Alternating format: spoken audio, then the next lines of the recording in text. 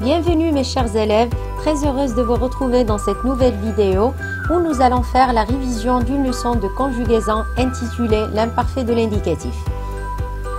Allez, c'est parti. Donc, ce que vous devez savoir à propos de l'imparfait.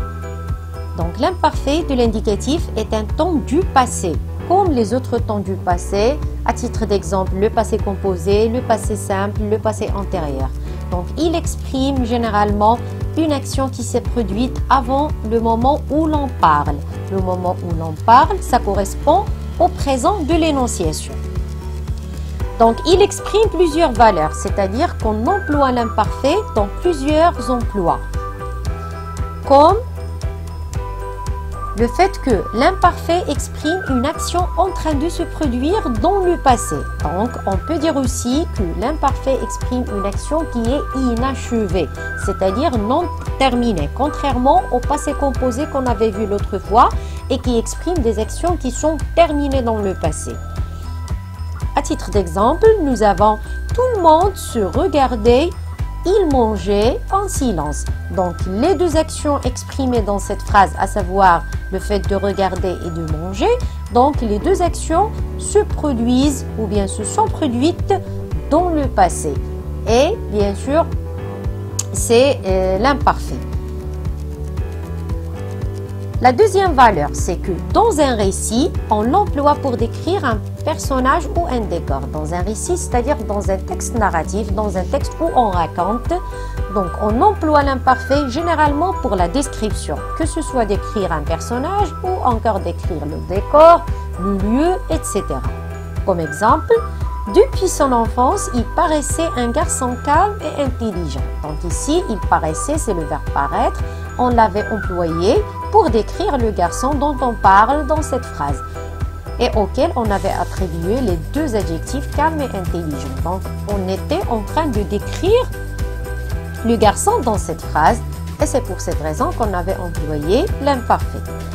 Comme troisième emploi ou troisième valeur, on a le fait que l'imparfait exprime une action qui est habituelle, répétée, mais dans le passé. Donc, ce sont des actions qui se répètent. Voyons cet exemple. Chaque vendredi, il partait faire la prière avec son père à la mosquée. Donc ici, on a le verbe partir. Il a été conjugué à l'imparfait. Sa valeur, c'est qu'il exprime une action qui est habituelle. C'est-à-dire que la personne qui parle dans cette phrase a l'habitude de partir à la mosquée faire la prière avec son père. Comment je l'ai su? C'est grâce à l'indicateur de temps ici, chaque vendredi. Donc chaque, ça indique l'habitude. Comme quatrième valeur, on a l'imparfait exprime une action qui dure dans le passé, c'est-à-dire qui prend du temps pour être réalisée. Comme cet exemple, voilà 2 heures que nous marchions dans cette forêt sombre. Donc ici, l'action de verbe marcher, elle dure. Donc voici 2 heures. Donc ça prend du temps pour qu'elle soit réalisée. Voilà, donc ça, ce sont les principales valeurs de l'imparfait. Passons maintenant à cette question. Comment conjuguer les verbes à l'imparfait?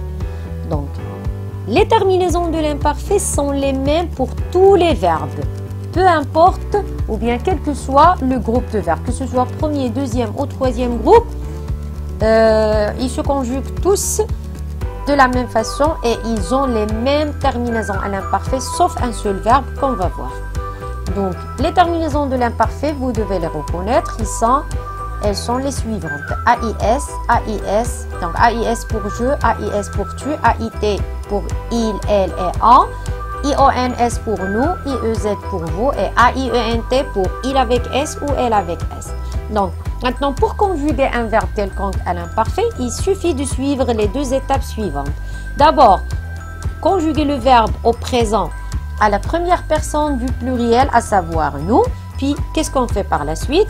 On supprime la terminaison du présent et on rajoute la terminaison de l'imparfait que je viens de vous citer ici. Traitons l'exemple suivant maintenant, le verbe regarder. Donc, je vais appliquer les étapes que je viens de vous citer.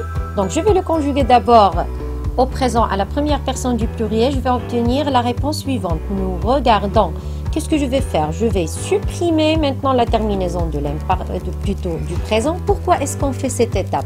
C'est afin de trouver le radical du verbe. Maintenant, je vais rajouter les terminaisons de l'imparfait que je viens de vous citer ici et je vais avoir la réponse. Donc, nous regardons. C'est l'imparfait. Voyons maintenant quelques exemples de conjugaison des verbes des différents groupes. Commençons par le verbe regarder qui fait partie des verbes du premier groupe. Donc on dit je regardais AIS, tu regardais AIS, il, elle, on regardait AIT, nous regardions IONS, vous regardiez IEZ, il avec S et elle avec S regardait AIENT. Pour un verbe du deuxième groupe, comme le verbe ralentir. Donc, on applique la même règle. Je vais le conjuguer au présent à la première personne du pluriel. Je vais obtenir nous ralentissons. Je vais supprimer ONS et je vais ajouter IONS. Je vais avoir nous ralentissions.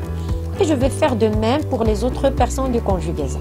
Donc, je ralentissais, tu ralentissais, il, elle ralentissait, nous ralentissions, vous ralentissiez, il, elle ralentissait. Donc, comme vous le remarquez, on a les mêmes terminaisons. Pour les verbes du troisième groupe, je vous ai proposé le verbe voir. Donc, je voyais AIS, tu voyais AIS, il, elle, on voyait AIT, nous voyions IONS, vous voyiez IEZ, il et elle voyaient AIENT. Donc, nous voyions, comment je l'ai obtenu, c'est en suivant la même règle. Nous voyons au présent, je supprime ONS, j'ajoute IONS, nous voyions. Voilà. Donc, je vous propose cet exercice d'entraînement. On a conjugué les verbes entre parenthèses à l'imparfait. Vous avez, nous, le verbe préparer un bon tagine pendant que vous, le verbe mettre la table. La deuxième phrase, les deux visiteurs avoir de la chance. Il, le verbe faire très beau ce jour-là. Pour la troisième phrase, le paysan et sa femme, le verbe s'aimer et se comprendre à merveille. La dernière phrase, dans le jardin, le jardinier, le verbe cueillir les roses qui fleurirent. Donc, nous, le verbe préparer, donc appliquer la règle, on va obtenir la réponse suivante. Nous préparions un bon tagine pendant que vous mettiez la table. Donc ici, si vous remarquez, on a les deux verbes se produisent les deux en même temps. Donc ici, l'imparfait a été employé pour exprimer ce qu'on appelle la simultanéité, c'est-à-dire le fait que deux actions se produisent en même temps. Mais dans le passé, bien sûr. Les deux visiteurs, le verbe avoir de la chance, il, le verbe faire très beau ce jour-là. Donc, les deux visiteurs, c'est il avec S, avaient de la chance, il faisait très beau ce jour-là. Donc, il faisait ici, c'est la description. Il fait beau temps, il faisait plutôt beau temps ce jour-là. Pour la troisième phrase, le paysan et sa femme, le verbe s'aimer et se comprendre à merveille. Donc, le paysan et sa femme, c'est il avec S. Donc, s'aimer, A-I-E-N-T, s'aimer ici, c'est un verbe pronominal. Donc, les verbes pronominaux se conjuguent de la même façon. Ce qui change, c'est seulement le pronom réfléchi qui va être conjugué à son tour. Donc, je m'aimais, tu t'aimais, il s'aimait, nous aimions, vous aimiez, il s'aimait. Et se comprendre, la même chose. Donc, et se comprenait à merveille. Donc, ce sont des actions, voilà, qui se sont produites au passé. Pour la dernière phrase, on a dans le jardin, le jardinier, le verbe cueillir, les roses, qui, le verbe fleurir. Donc, le jardinier, c'est il, le verbe cueillir, cueillir.